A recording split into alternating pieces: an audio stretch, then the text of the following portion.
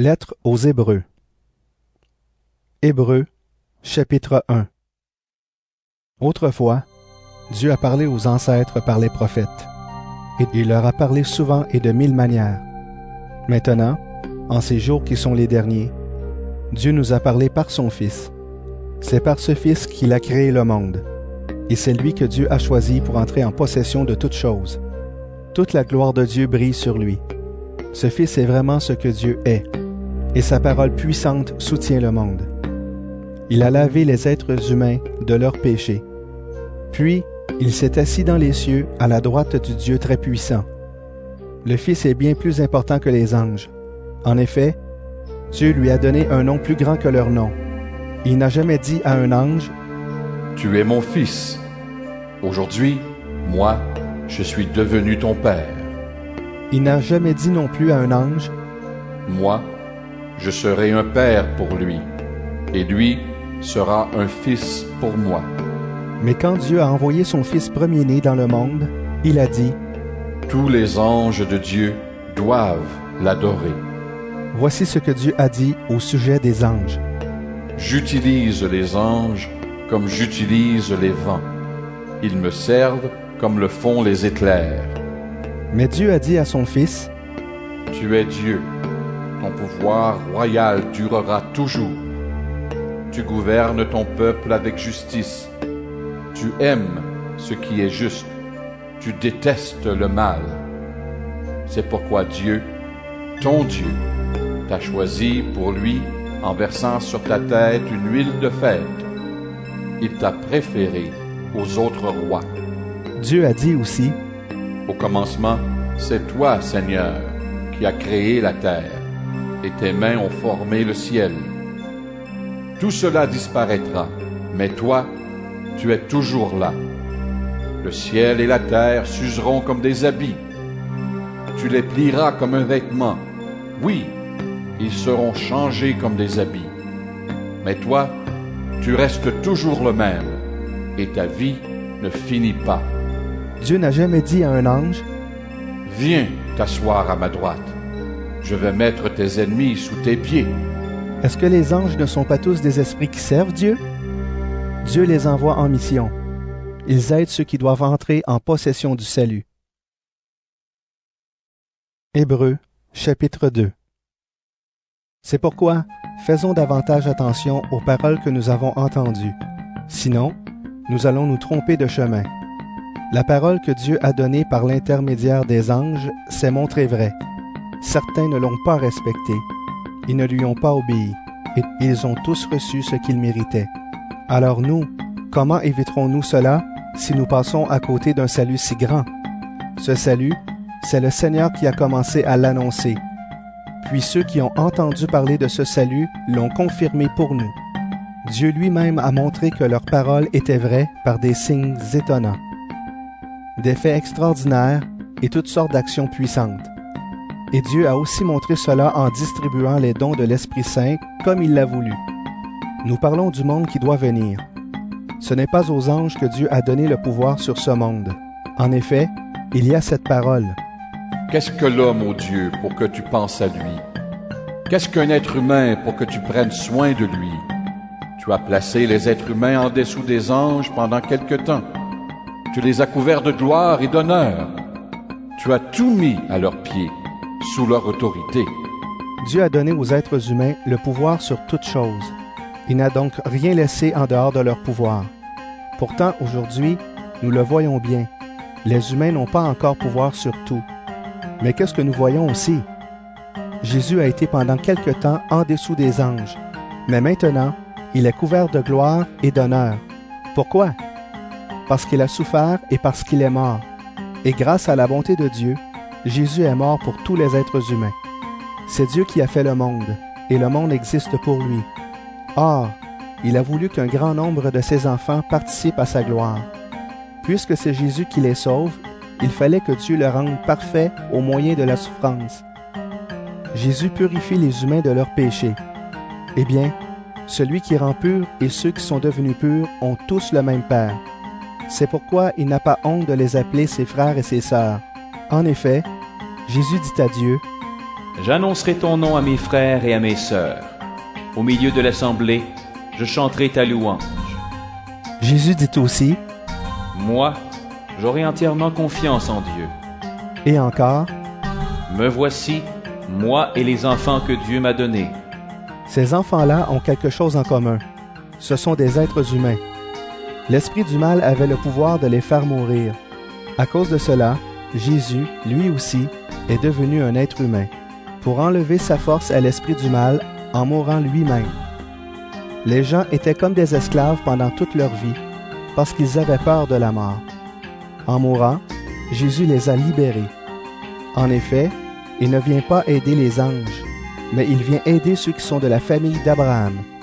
C'est pourquoi il devait ressembler entièrement à ses frères et à ses sœurs. Ainsi, il est devenu un grand prêtre plein de bonté et fidèle dans le service de Dieu, pour obtenir le pardon des péchés du peuple. Oui, Jésus a souffert lui-même et il a été tenté. Il peut donc aider ceux qui sont tentés. Hébreux, chapitre 3. Frères et sœurs chrétiens, vous qui avez reçu l'appel de Dieu, regardez Jésus. Dieu l'a envoyé pour être notre grand prêtre, et c'est par lui que nous croyons. Autrefois, Moïse a été fidèle dans toute la maison de Dieu. De même, comme Moïse, Jésus a été fidèle à Dieu, qui a fait de lui un grand prêtre. Mais Jésus reçoit plus de gloire que Moïse. En effet, celui qui construit une maison est plus honoré que la maison. Chaque maison est construite par quelqu'un. Et celui qui construit tout, c'est Dieu. Autrefois, Moïse a été fidèle dans toute la maison de Dieu. Il était un serviteur et il devait être témoin de ce que Dieu allait dire. Mais maintenant, le Christ est fidèle comme fils, placé à la tête de la maison de Dieu. Sa maison, c'est nous. À une condition, nous devons garder confiance et être fiers de ce que nous espérons. C'est pourquoi, comme l'Esprit Saint le dit, Aujourd'hui, si vous entendez la voix de Dieu, ne fermez pas votre cœur, comme autrefois quand vous vous êtes révoltés contre lui. À ce moment-là, dans le désert, vous l'avez provoqué. et Dieu a dit, Dans ce désert, vos ancêtres m'ont provoqué pour voir ce que j'allais faire. Pourtant, ils avaient vu ce que j'avais fait pendant 40 ans. Alors je me suis mis en colère contre ces gens-là et j'ai dit, leur cœur se trompe sans cesse. Ils ne veulent pas connaître ce que j'attends d'eux. Dans ma colère, j'ai fait ce serment. Ils n'entreront jamais dans le pays où je leur ai préparé le repos. frères et sœurs, attention. Parmi vous, personne ne doit avoir un cœur mauvais qui ne croit pas, ni abandonner le Dieu vivant. Aujourd'hui, Dieu continue à vous appeler. Alors chaque jour, donnez-vous du courage les uns aux autres pendant que vous entendez cet appel. Ainsi, le péché ne vous trompera pas, et parmi vous, personne ne refusera d'obéir. Nous travaillons maintenant avec le Christ, mais à une condition. Nous devons garder solidement jusqu'à la fin la confiance que nous avions quand nous sommes devenus croyants. Les livres saints disent, Aujourd'hui, si vous entendez la voix de Dieu, ne fermez pas votre cœur, comme autrefois quand vous vous êtes révoltés contre lui. qui a entendu la voix de Dieu? Qui l'a fatigué?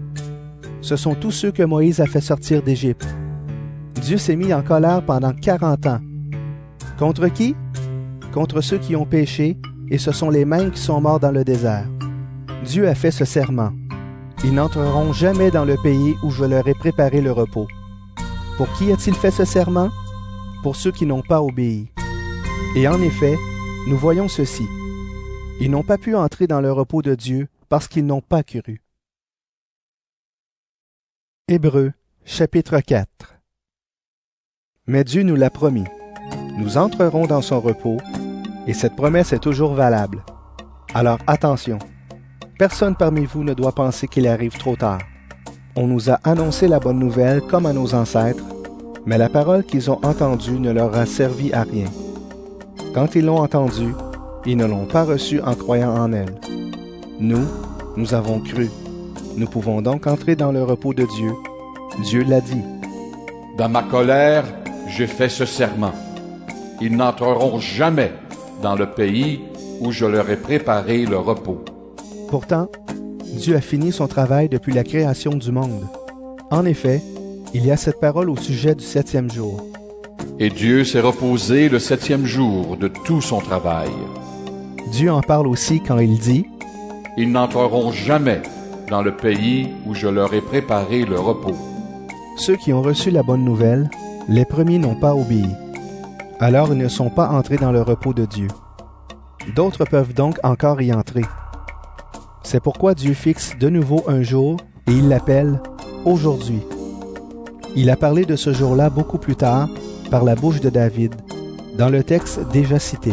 « Aujourd'hui, si vous entendez la voix de Dieu, ne fermez pas votre cœur. » Si Josué avait conduit le peuple dans le repos de Dieu, Dieu ne parlerait pas, après cela, d'un autre jour. Cela veut dire qu'il y a encore un repos pour le peuple de Dieu. Il ressemble au repos du 7e jour. En effet, celui qui entre dans le repos de Dieu se repose, lui aussi, de son travail, comme Dieu s'est reposé du sien. C'est pourquoi, cherchons de tout notre cœur à entrer dans ce repos. Ainsi personne ne tombera en suivant le mauvais exemple de ceux qui n'ont pas obéi. La parole de Dieu est vivante, elle est pleine de force. Elle coupe mieux qu'une épée qui coupe des deux côtés. La parole de Dieu entre en nous en profondeur. Elle va jusqu'au fond de notre cœur, jusqu'aux articulations et jusqu'à la moelle. Elle juge les intentions et les pensées du cœur. Rien n'est caché pour Dieu. Tout ce qu'il a fait se présente ouvertement devant ses yeux. Son regard découvre tout, et c'est à lui que nous devons rendre compte. Nous avons un grand prêtre puissant qui est arrivé jusqu'à Dieu. C'est Jésus, le Fils de Dieu. Alors gardons solidement ce que nous croyons. Le grand prêtre que nous avons est capable de souffrir avec nous de nos faiblesses. En effet, comme nous, il a été tenté en toutes choses, mais lui n'a pas péché.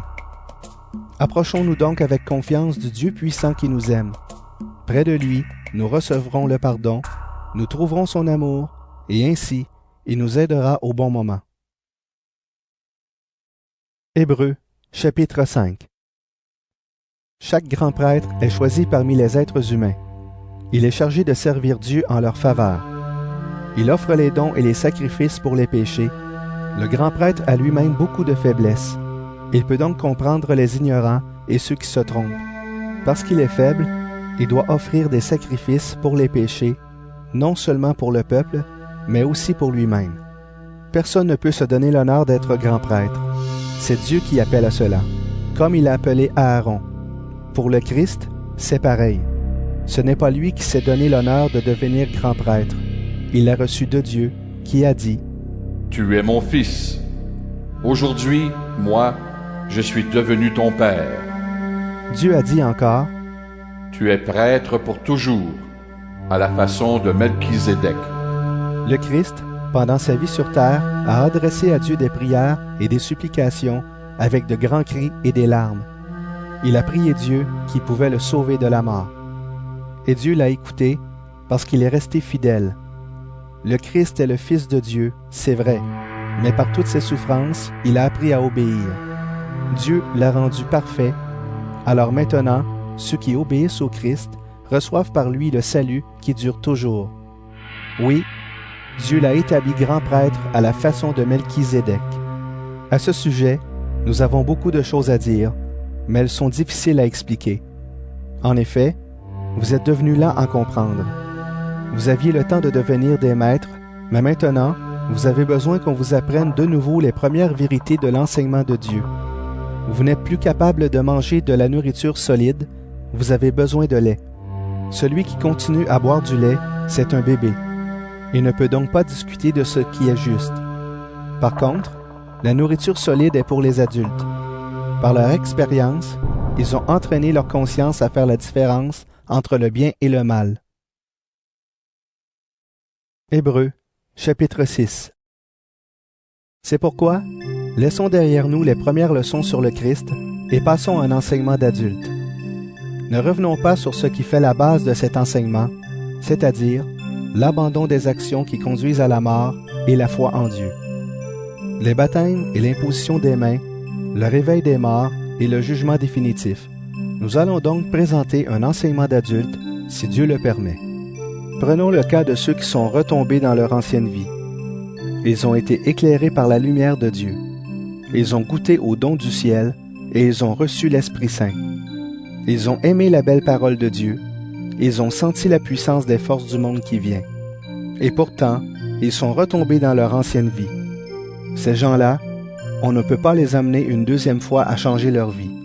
En effet, ils clouent de nouveau le Fils de Dieu sur la croix et ils donnent aux autres l'occasion de l'insulter.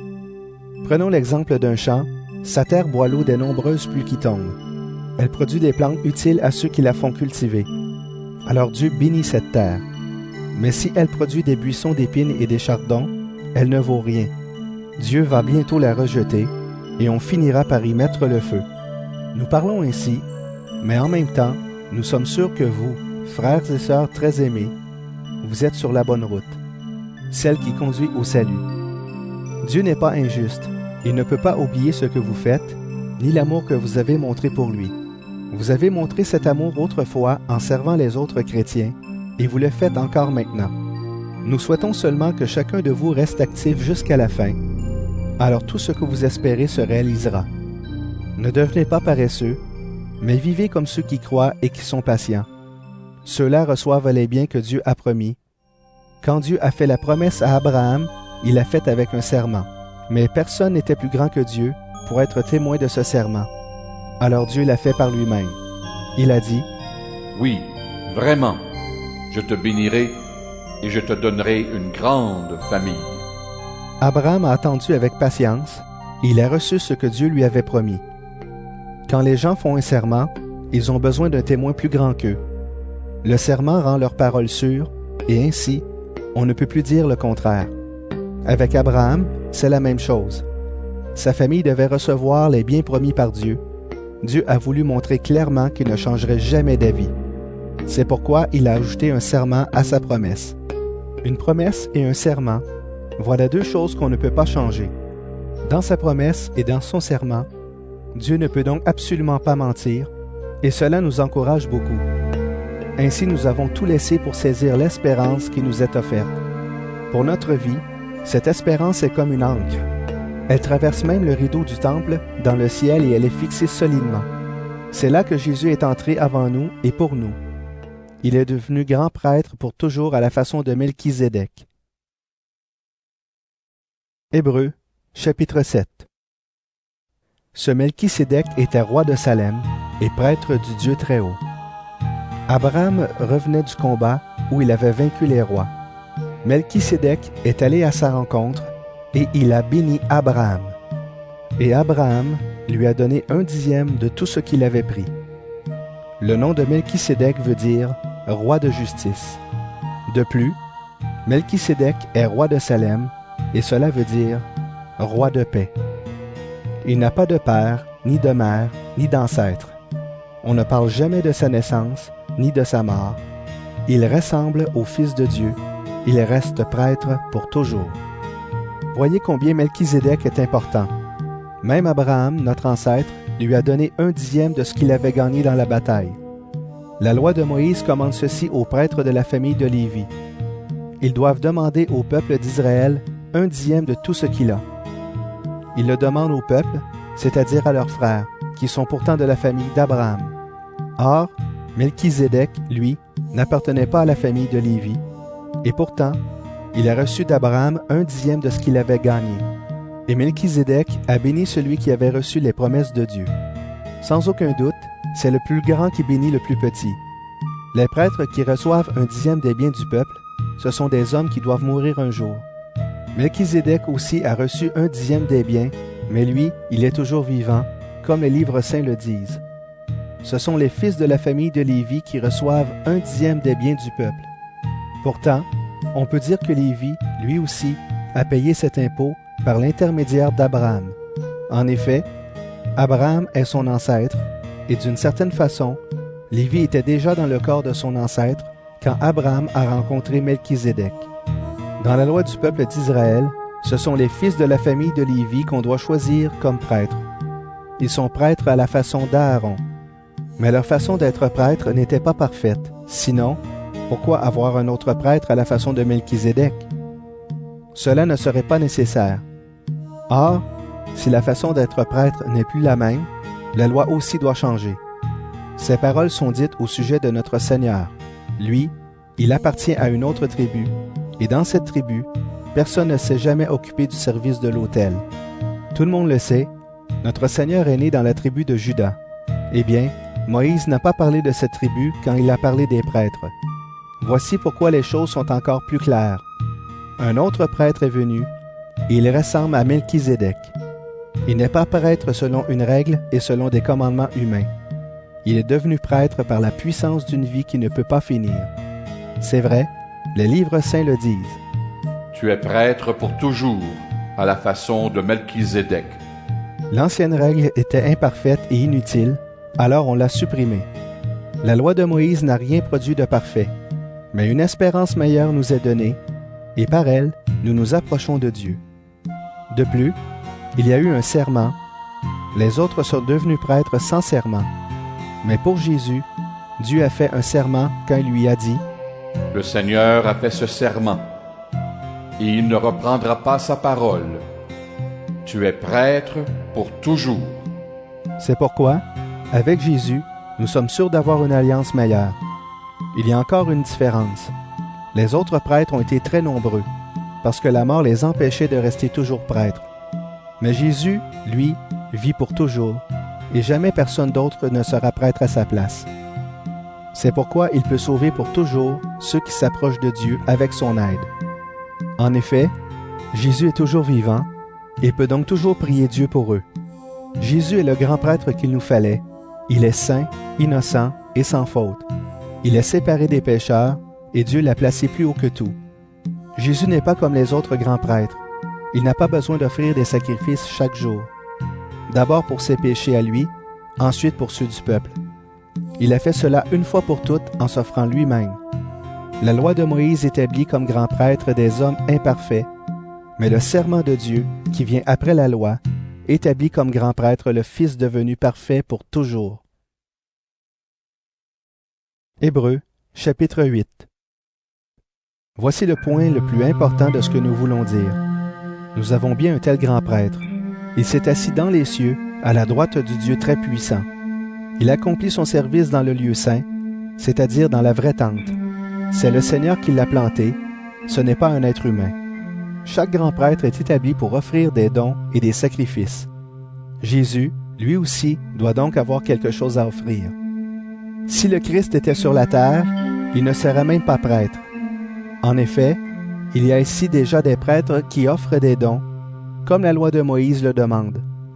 Ces prêtres servent dans le temple, mais ce qu'ils font est au service de la copie, de l'ombre de ce qui existe en réalité dans les cieux. En effet, quand Moïse s'est mis à construire la tente, Dieu lui a dit « Regarde, tu feras tout suivant le modèle que je t'ai montré sur la montagne. » Jésus, lui, est chargé d'un service beaucoup plus important que celui des autres prêtres.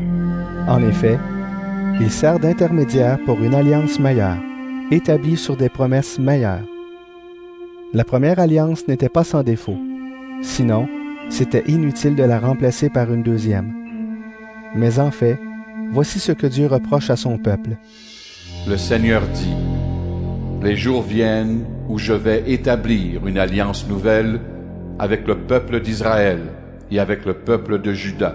Elle ne sera pas comme l'alliance que j'ai établie avec leurs ancêtres, le jour où je les ai pris par la main pour les faire sortir d'Égypte. Le Seigneur dit encore, ils n'ont pas été fidèles à mon alliance, alors moi aussi, je les ai abandonnés. Le Seigneur ajoute, voici l'alliance que je vais établir avec le peuple d'Israël après ces jours-là. Je leur donnerai de l'intelligence pour connaître mes lois. J'écrirai celles-ci dans leur cœur. Je serai leur Dieu, et ils seront mon peuple. Personne n'aura plus à enseigner quelqu'un de son pays ou son frère. En effet, on n'aura plus besoin de lui dire « Connais le Seigneur ». Tous me connaîtront, tous du plus petit jusqu'au plus grand.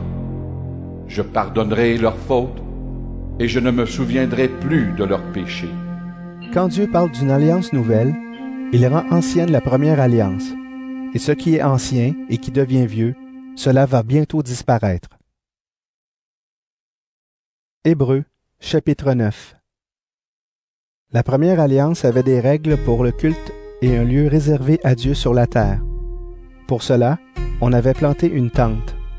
Dans la première partie appelée le lieu saint, il y avait le chandelier et la table avec les pains offerts à Dieu.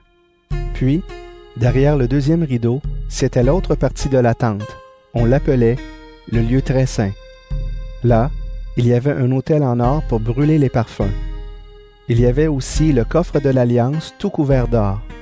Ce coffre contenait un récipient en or rempli de manne et le bâton d'Aaron qui avait fleuri. De plus, il contenait les pierres où les paroles de l'Alliance étaient gravées. Au-dessus du coffre, il y avait les statues des chérubins glorieux qui indiquaient la présence de Dieu. Leurs ailes couvraient de leur ombre le couvercle du coffre. Mais ce n'est pas le moment d'entrer dans les détails. La tente se compose donc de deux parties. Les prêtres entrent tous les jours dans la première partie de la tente pour célébrer le culte. Mais seul le grand prêtre entre dans la deuxième partie de la tente, et seulement une fois par an. À cet endroit, il doit apporter du sang d'animal et l'offrir à Dieu, pour lui-même et pour les fautes du peuple. Voici ce que le Saint-Esprit veut montrer par là. Le chemin du lieu très saint n'est pas encore ouvert tant que la première partie de la tente existe. C'est une image pour aujourd'hui. Elle veut dire ceci. Les dons et les sacrifices offerts à Dieu ne peuvent pas rendre parfait le cœur de celui qui célèbre ce culte. Ce sont seulement des règles humaines au sujet de la nourriture, de la boisson, des différents bains qui rendent purs. Ces règles étaient valables jusqu'au moment où Dieu allait changer les choses. Mais le Christ est venu comme grand prêtre pour nous accorder les biens qui sont déjà là. Il est passé par une tente plus grande et plus parfaite. Celle-ci n'a pas été faite par des mains humaines, c'est-à-dire qu'elle n'appartient pas à notre monde créé. Le Christ est entré une fois pour toutes dans le lieu saint, auprès de Dieu. Il n'a pas offert le sang des boucs et des jeunes taureaux, mais il a offert son sang à lui et il nous a libérés pour toujours. Selon la coutume, on répand le sang des boucs et des taureaux et les cendres d'une vache brûlée sur ceux qui ont fait une faute. Ensuite, leur corps est purifié de cette faute et ils peuvent de nouveau célébrer le culte. Si cela est vrai, le sang du Christ doit être encore beaucoup plus puissant. En effet, par l'Esprit Saint, le Christ s'est offert lui-même à Dieu, comme une victime sans défaut. Ainsi, il purifiera notre conscience abîmée par des actions qui conduisent à la mort. Alors, nous pourrons servir le Dieu vivant. C'est pourquoi le Christ est l'intermédiaire pour une alliance nouvelle, un testament nouveau. Il est mort pour libérer les êtres humains des fautes commises quand ils étaient soumis à la première alliance. Alors ceux que Dieu a appelés peuvent recevoir les biens qu'il a promis et qui durent toujours. Quand il y a un testament, il faut prouver la mort de celui qui l'a fait. En effet, un testament est valable seulement après la mort. Quand celui qui l'a fait vit encore, le testament n'a pas de valeur. C'est pourquoi, même la première alliance a dû commencer avec le sang. Devant tout le peuple, Moïse a lu d'abord tous les commandements, comme on les trouve dans la loi. Puis, il a pris le sang des jeunes taureaux et des boucs avec de l'eau. Ensuite, il a lancé des gouttes de sang sur le livre de la loi et sur tout le peuple avec une branche d'hysope et avec de la laine rouge. Et il a dit, « Ceci est le sang de l'alliance que Dieu vous commande de respecter. » Puis, de la même façon, il a lancé du sang sur la tente et sur tous les objets utilisés pour le service de Dieu. D'après la loi, presque tout devient pur avec le sang. Mais si on ne répand pas de sang, les péchés ne sont pas pardonnés. Si on doit purifier ainsi les copies de ce qui est dans les cieux, alors ce qui est dans les cieux a besoin de sacrifices bien meilleurs. En effet, le Christ n'est pas entré dans un temple fait par des mains humaines. Ce temple-là est seulement la copie du vrai lieu saint. Mais c'est dans le ciel même que le Christ est entré, où il se présente maintenant en notre faveur devant Dieu. Chaque année, le grand prêtre juif entre dans le lieu très saint avec du sang qui n'est pas le sien. Mais le Christ, lui, n'est pas entré dans le ciel pour s'offrir plusieurs fois. Sinon, il aurait dû souffrir plusieurs fois depuis la création du monde. En fait, maintenant, en ces temps qui sont les derniers, le Christ s'est montré une fois pour toutes. De cette façon, il a détruit le péché en s'offrant lui-même en sacrifice. Les êtres humains meurent une seule fois, ensuite Dieu les juge. De même, le Christ s'est offert en sacrifice une fois pour toutes pour enlever les péchés d'un grand nombre de personnes. Il se montrera une deuxième fois, non plus pour enlever le péché, mais pour sauver ceux qui l'attendent. Hébreux, chapitre 10. La loi de Moïse ne reproduit pas exactement ce qui existe. Elle est seulement l'ombre des biens qui seront donnés plus tard. Elle demande qu'on offre sans arrêt, chaque année, toujours les mêmes sacrifices. C'est pourquoi elle ne peut absolument pas rendre parfait ceux qui s'approchent de Dieu. Sinon, ceux qui rendent ce culte à Dieu seraient lavés de leurs péchés une fois pour toutes. Ils ne se sentiraient plus du tout coupables et on n'offrirait plus aucun sacrifice. Mais bien au contraire, ces sacrifices rappellent chaque année le souvenir des péchés, parce que le sang des taureaux et des boucs ne peut pas enlever les péchés. C'est pourquoi, au moment où le Christ va entrer dans le monde, il dit à Dieu, « Tu n'as pas voulu de sacrifice ni d'offrande, mais tu m'as fait un corps. Les animaux brûlés sur l'autel et les sacrifices pour les péchés ne te plaisent pas. Alors je t'ai dit, me voici, je viens faire ce que tu veux. C'est ce qui est écrit à mon sujet dans les livres saints. » Le Christ dit d'abord, « Tu n'as pas voulu de sacrifice, ni d'offrande, ni d'animaux brûlés sur l'autel, ni de sacrifices pour les péchés. Ils ne te plaisent pas. » Et pourtant, la loi demande qu'on offre tous ces sacrifices. Le Christ dit ensuite, « Me voici, je viens faire ce que tu veux. » Le Christ supprime les anciens sacrifices et il les remplace par le sien. Jésus-Christ a fait ce que Dieu voulait. Il a offert son corps une fois pour toutes, et nous sommes alors libérés du péché. Chaque prêtre se tient debout tous les jours pour faire le service de Dieu. Il offre souvent les mêmes sacrifices, mais ceux-ci ne pourront jamais enlever les péchés. Au contraire, le Christ a offert un seul sacrifice pour les péchés, puis il s'est assis pour toujours à la droite de Dieu. Maintenant, il attend que Dieu mette ses ennemis sous ses pieds. Avec une seule offrande, il a rendu parfait pour toujours ceux qui sont libérés du péché. L'Esprit Saint nous l'affirme aussi en disant d'abord, « Le Seigneur dit, « Voici l'alliance que je vais établir avec eux après ces jours-là. Je mettrai mes lois dans leur cœur, et je les écrirai dans leur intelligence. » Puis il ajoute, « Je ne me souviendrai plus de leurs péchés, ni de leurs fautes. » Et quand les péchés sont pardonnés, on n'a plus besoin d'offrande pour les enlever. Frères et sœurs chrétiens, nous sommes sûrs de pouvoir entrer librement dans le lieu très saint parce que Jésus a répandu son sang. Il a ouvert pour nous un chemin nouveau et vivant à travers le rideau du temple, c'est-à-dire à travers son corps humain. Et nous avons un grand prêtre placé à la tête de la maison de Dieu. Notre cœur est nettoyé de tout ce qui le rend coupable et notre corps a été lavé dans une eau pure. Alors approchons-nous de Dieu avec un cœur sincère et en croyant avec assurance. Affirmons ce que nous espérons sans nous décourager. Oui, Dieu a fait des promesses et il est fidèle. Prenons soin les uns des autres pour nous encourager à aimer et à faire le bien. N'abandonnons pas nos assemblées comme certains qui ont pris l'habitude de ne plus venir.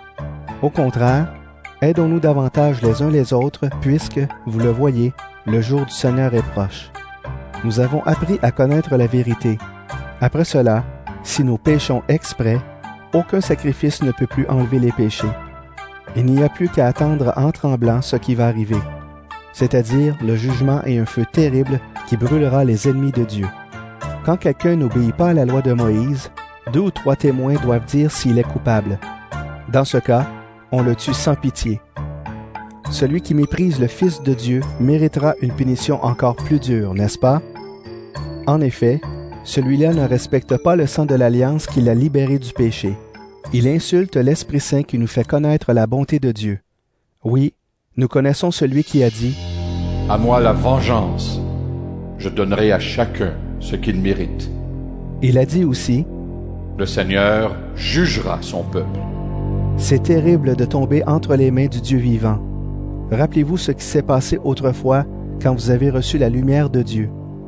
Tout de suite après, vous avez beaucoup souffert et vous avez résisté en combattant durement. Ou bien on vous a insulté et on vous a fait souffrir devant tout le monde, ou encore, vous avez soutenu ceux qu'on traitait de cette façon.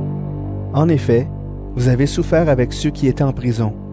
Vous avez accepté avec joie qu'on vous arrache vos biens, parce que vous le saviez, vous possédiez une richesse plus grande et qui dure toujours. Alors ne perdez pas votre confiance. Grâce à elle, vous recevrez une grande récompense. Vous avez besoin de patience pour faire ce que Dieu veut et obtenir ce qu'il promet. En effet, les livres saints disent « Encore un peu de temps, très peu de temps, et celui qui vient sera là. Il va venir bientôt. » Dieu dit « Celui qui croit en moi est juste, et par là, il aura la vie. Mais s'il retourne en arrière, je ne mettrai plus ma joie en lui. » Nous ne faisons pas partie de ceux qui retournent en arrière et qui se perdent. Nous croyons en Dieu et nous serons sauvés. Hébreux, chapitre 11. Croire en Dieu, c'est une façon de posséder déjà les biens qu'on espère, c'est être persuadé que les choses qu'on ne voit pas existent vraiment. Quand on donne nos ancêtres en exemple, c'est à cause de leur foi. Nous croyons en Dieu, alors nous comprenons que sa parole a créé le monde. Ainsi, les choses qu'on voit ont été faites à partir de choses qu'on ne voit pas. Abel a cru en Dieu, alors il a offert un sacrifice meilleur que celui de Caïn. Parce qu'Abel a cru, Dieu lui-même a accepté ses dons et lui a fait savoir qu'il était juste. Abel est mort et pourtant, à cause de sa foi, son message se fait encore entendre. Enoch a cru en Dieu, alors il a été enlevé dans les cieux pour ne pas connaître la mort. On ne pouvait plus le retrouver parce que Dieu l'avait enlevé auprès de lui. Les livres saints disent « Enoch a été enlevé », mais ils disent encore « Avant d'être enlevé, Enoch plaisait à Dieu ». Personne ne peut plaire à Dieu s'il ne croit pas. Celui qui s'approche de Dieu doit croire ceci. Dieu existe et il récompense ceux qui le cherchent. Noé a cru en Dieu. Dieu lui a annoncé des événements qu'on ne voyait pas encore. Alors Noé a pris la parole de Dieu au sérieux. Il a construit un bateau pour sauver sa famille. En faisant cela, il a condamné le monde, et à cause de sa foi, Dieu a reconnu que c'était un homme juste. Abraham a cru en Dieu, alors il a répondu à son appel, il a obéi. Il est parti vers un pays que Dieu devait lui donner à posséder, et il est parti sans savoir où il allait.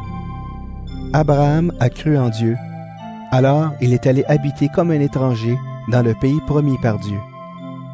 Il a habité sous des tentes avec Isaac et Jacob. Eux aussi ont reçu la même promesse qu'Abraham. Abraham attendait la ville qui a des fondations solides, et c'est Dieu qui a fait les plans de cette ville. C'est lui qui l'a construite. Sarah a cru en Dieu, alors Dieu l'a rendue capable d'avoir un enfant. Pourtant, elle était très vieille, mais elle était sûre d'une chose. Dieu tient ses promesses. C'est pourquoi un seul ancêtre, Abraham, qui allait bientôt mourir, a donné la vie à une grande famille. Les enfants de cette famille sont aussi nombreux que les étoiles du ciel ou que les grains de sable au bord de la mer. Et on ne peut pas les compter. Tous ces gens sont morts en croyant en Dieu. Ils n'ont pas reçu les biens que Dieu avait promis, mais ils les ont vus et les ont salués de loin.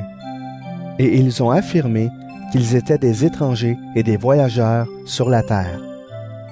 En affirmant cela, ils montraient clairement qu'ils cherchaient une patrie. Ils ne pensaient pas à celle qu'ils avaient quittée. Sinon, ils avaient bien le temps de retourner chez eux. En fait, c'est une patrie meilleure qu'ils cherchaient, c'est la patrie du ciel. C'est pourquoi Dieu n'a pas honte d'être appelé leur Dieu. En effet, il leur a préparé une ville. Abraham a cru en Dieu, mais Dieu voulait voir ce qu'Abraham allait faire, et il lui a demandé d'offrir Isaac en sacrifice. Alors Abraham a offert son fils unique, pourtant, il avait déjà reçu les promesses de Dieu. En effet, Dieu lui avait dit « Par Isaac, tu auras des fils qui porteront ton nom. Mais Abraham a pensé, Dieu a même le pouvoir de réveiller quelqu'un de la mort. C'est pourquoi Dieu lui a rendu son fils, comme si celui-ci revenait de la mort. Isaac a cru en Dieu. Alors il a béni Jacob et Ésaü pour des événements à venir. Jacob a cru en Dieu. Alors, au moment de mourir, il a béni tous les fils de Joseph, l'un après l'autre. Et en s'appuyant sur son bâton, il a adoré Dieu. Joseph a cru en Dieu. Alors, à la fin de sa vie, il a parlé du moment où les Israélites allaient quitter l'Égypte. Et il a donné des ordres pour dire ce qu'on devait faire de son corps. Les parents de Moïse ont cru en Dieu. Alors, quand leur fils est né, ils l'ont caché pendant 3 mois. Ils ont vu que l'enfant était beau. Ils n'ont pas eu peur de désobéir à l'ordre du roi. Moïse a cru en Dieu. Alors, quand il est devenu grand, il n'a pas voulu qu'on dise de lui, « Moïse est le fils de la fille du roi d'Égypte. » Il a choisi de souffrir avec le peuple de Dieu. Pourtant, il pouvait avoir une vie agréable pendant quelque temps, mais il n'aurait pas obéi à Dieu.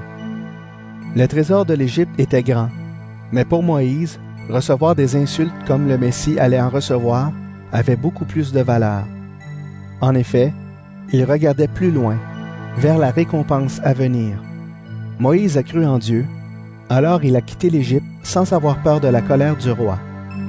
Il est resté solide comme s'il voyait le Dieu invisible. Moïse a cru en Dieu, alors il a fait célébrer la Pâque et il a fait répandre du sang sur les portes des maisons.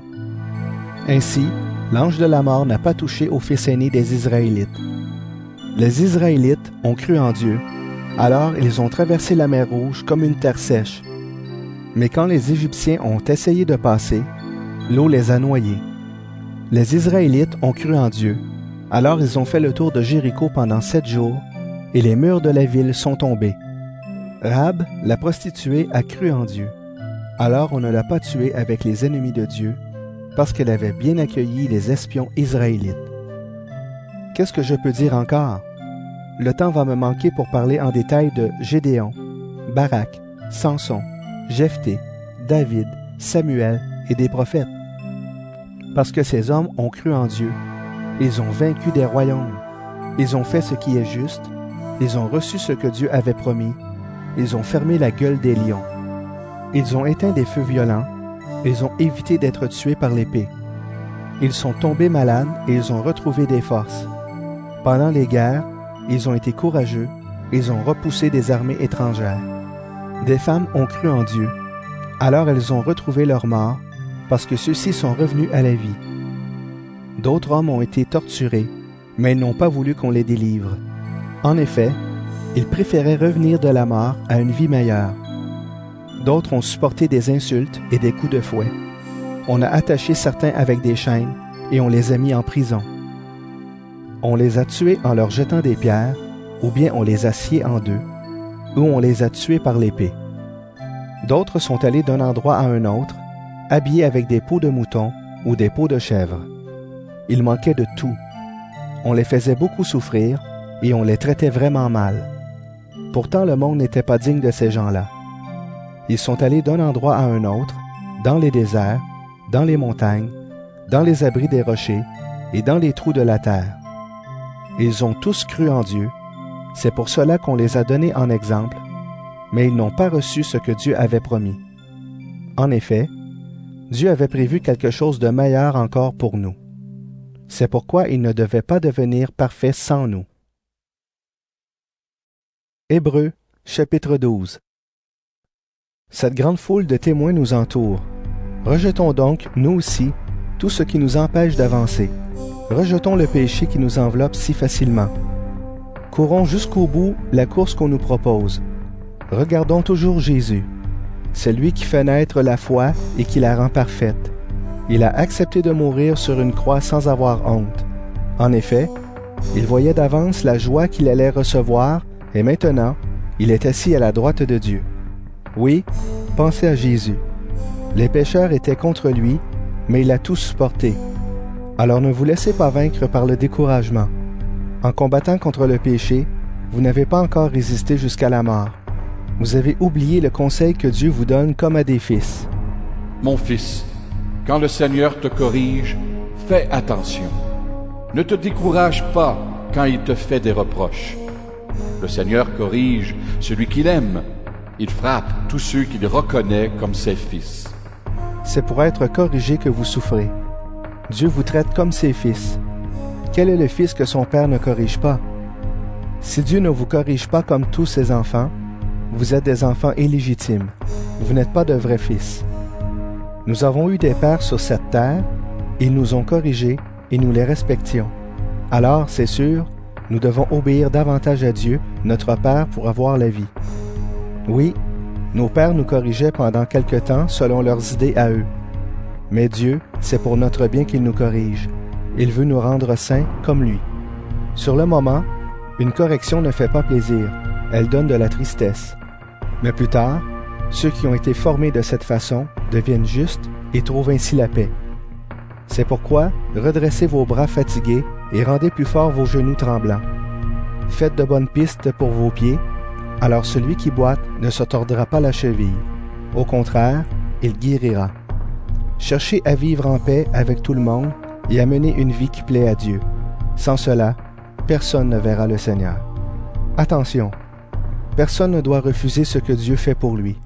Parmi vous, aucune plante amère ne doit pousser pour troubler la communauté avec son poison. Attention, ne menez pas une vie immorale. Respectez les choses saintes. Ne faites pas comme Isaü qui, pour un seul repas, a vendu son droit de fils aîné. Plus tard, vous le savez, il a voulu recevoir la bénédiction de son père, mais il a été rejeté. Il a essayé en pleurant d'amener son père à changer d'avis, mais il n'a pas réussi.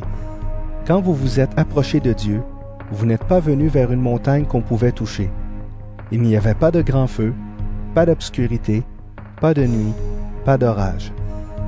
Vous n'avez entendu ni le son de la trompette, ni le bruit de paroles. Les Israélites qui ont entendu ce bruit ont refusé d'écouter un mot de plus. Ils n'ont pas pu supporter cet ordre.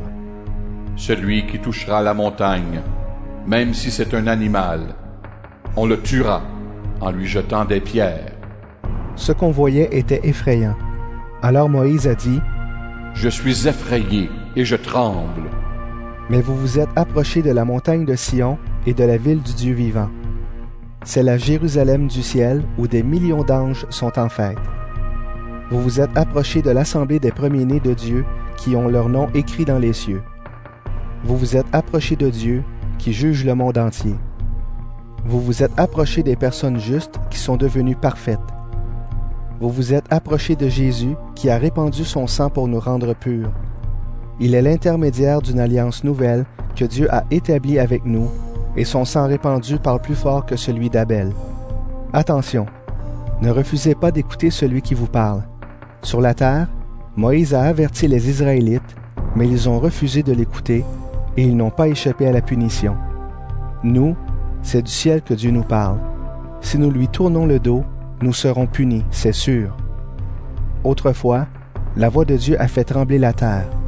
Aujourd'hui, Dieu nous fait cette promesse. Encore une fois, je ferai trembler non seulement la terre, mais aussi le ciel. Les mots « encore une fois » annoncent ceci. Les choses créées, qui peuvent être bouleversées, disparaîtront. Ainsi, les choses qui ne peuvent pas être bouleversées continueront à exister. Nous recevons un royaume que personne ne peut faire bouger. Alors remercions Dieu et servons-le d'une façon qui lui plaise, avec confiance et respect. Oui, notre Dieu est un feu qui détruit. Hébreux, chapitre 13.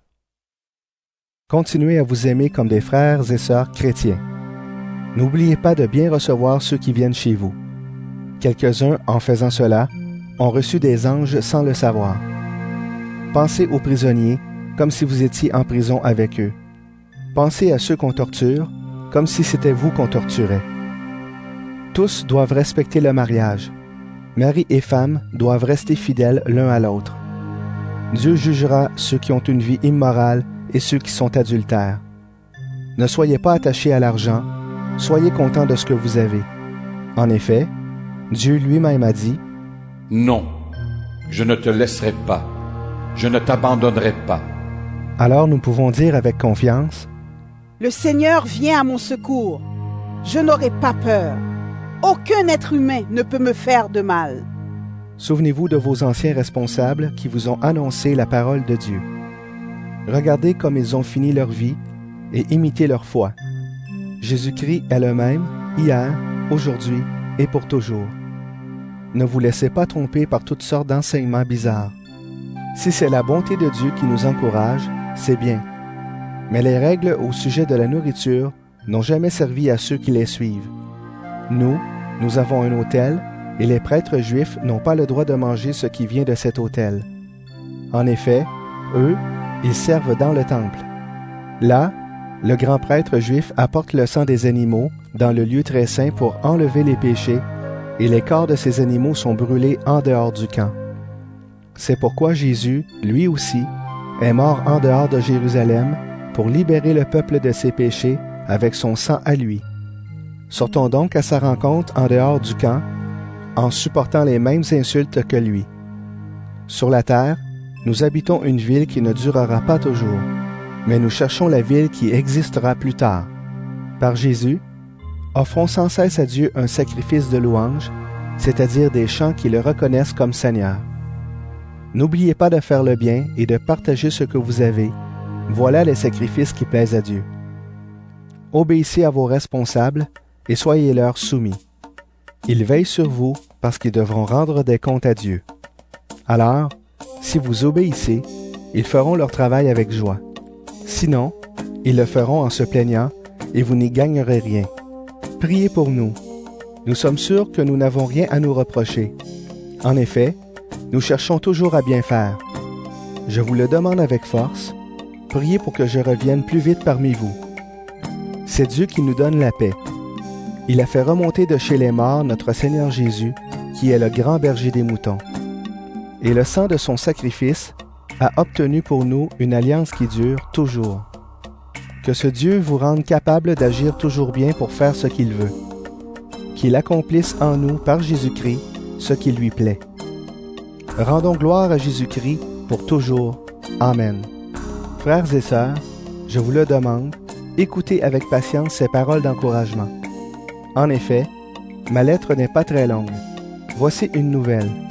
Notre frère Timothée a été libéré. S'il arrive assez vite, j'irai vous voir avec lui. Saluez tous vos responsables et tous les chrétiens. Ceux d'Italie vous saluent. Que l'amour de Dieu soit avec vous tous.